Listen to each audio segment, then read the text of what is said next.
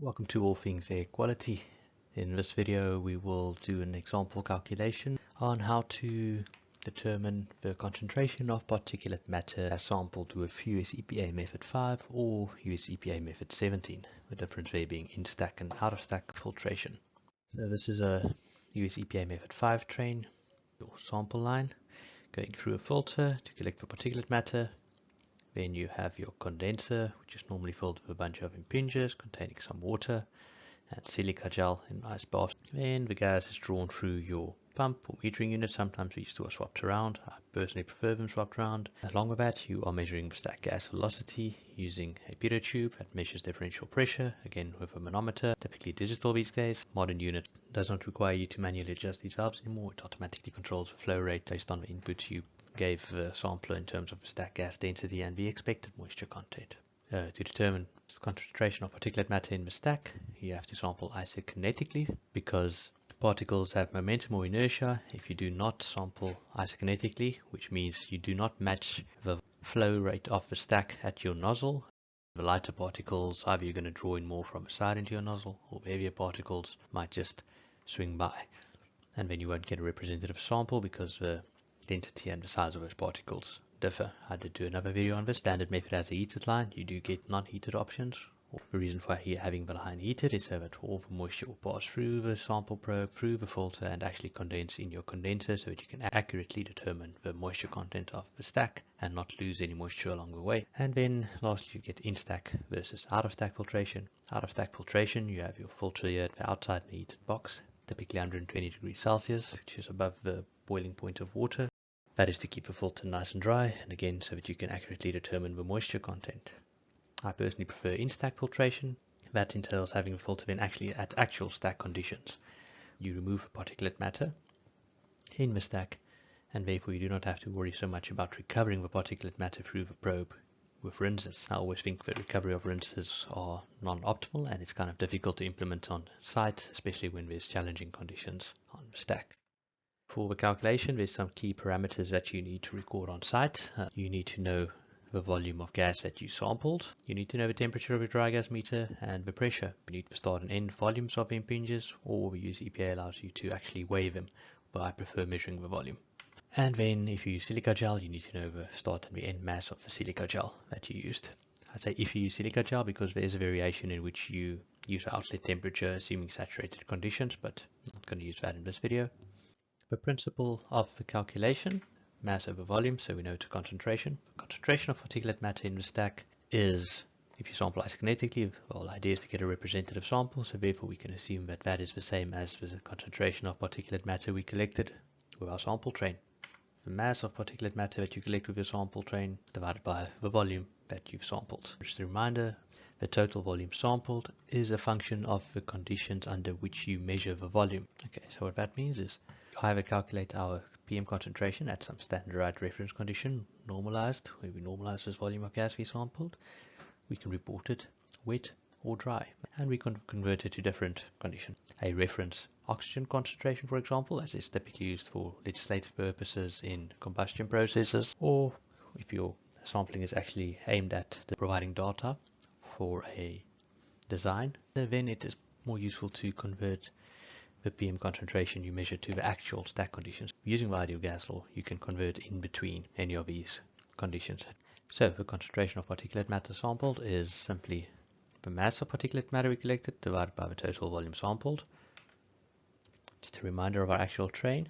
We sample from a stack, we go through the condenser, but here we actually lose some of our gas contents because we condense it out in the impingers, and that forms part of our total volume sampled.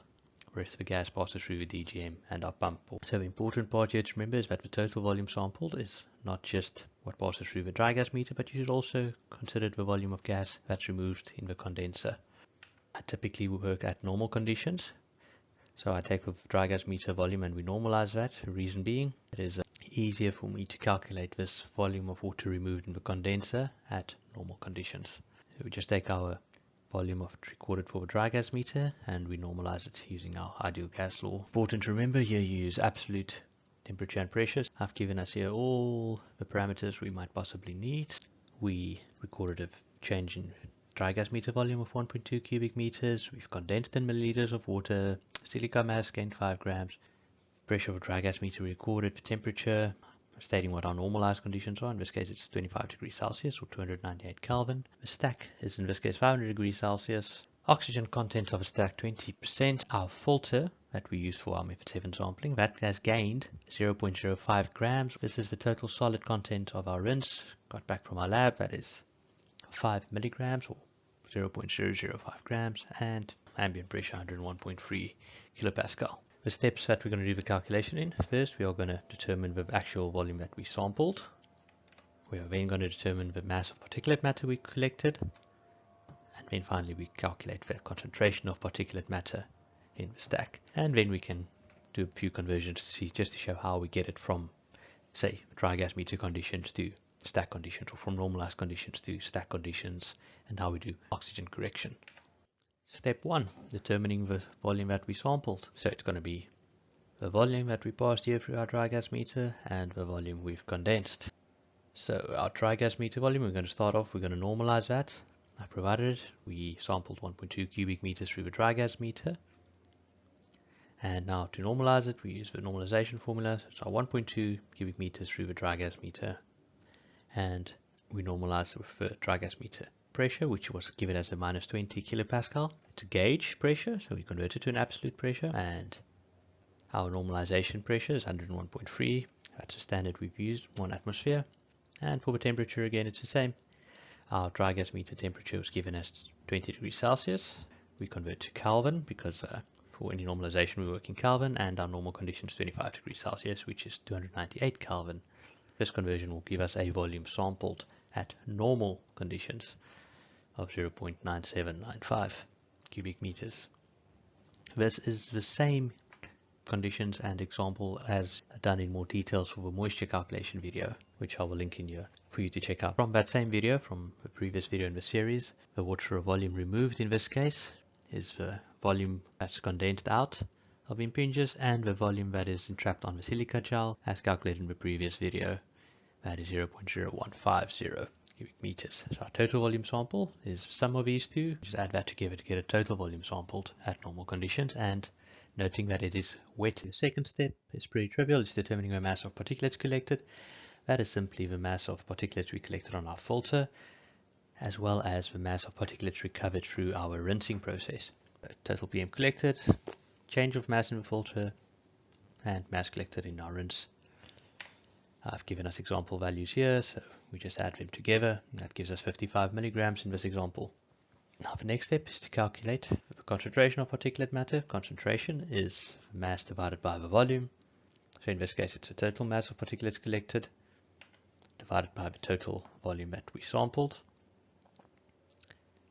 And so it's the 55 milligrams we got from combining the mass of the filter and the mass of the rinse divided by the total volume determined in our previous slide, which is the volume that passed through the dry gas meter that we normalized, plus the volume that we've removed in the condenser. So this gives us the PM concentration in the stack, which is the same as the PM concentration in our sample that we collected, at normal conditions and wet. Now let's convert that to the dust PM concentration at stack conditions. As mentioned, this is useful for people who want to design a bag out or do dispersion modeling. First, we're going to calculate the concentration stack condition, so that is wet. We take our concentration at normal conditions and we use the ideal gas law just to move from the normal temperature over to stack temperature and from normal pressure to stack pressure. What you will notice here is that we are dividing by the stack temperature, which is large, it's 500 degrees Celsius. What that means is that the concentration in the actual conditions will be less. If we substitute our values in, so our concentration normalized was 55.3. We're going to multiply by this 298 divided by 500 plus 273, which is 773. That's going to reduce our concentration, and which makes sense if you think about it, because as you are now taking the same mass of particulate matter at normal conditions, which is 25 degrees Celsius, picture that now at 500 degrees Celsius. So we know as gas heats up, it expands, it takes more volume. So at 500 degrees Celsius, your volume is going to be bigger but the mass of particulates in that volume is staying the same. So the concentration, because of a bigger volume, has to be less. You have the same amount of particles, you just now spread it out in a bigger space. And that's what happens in the stack. And therefore we can see it's less than half of that normal condition. So it's 22.3 milligrams per cubic meter. Pressure in this case does not have a huge impact, as is normally the case unless you are normalizing at high elevation. Then your absolute pressure will be a lot less than the condition that you're typically normalizing to, and then that will play some role. Lastly, let's do a conversion to a reference oxygen concentration. This is typical for combustion processes. There typically you'll see an oxygen reference concentration of 10 or 3%. To convert to normalized conditions, we're also going to convert to dry.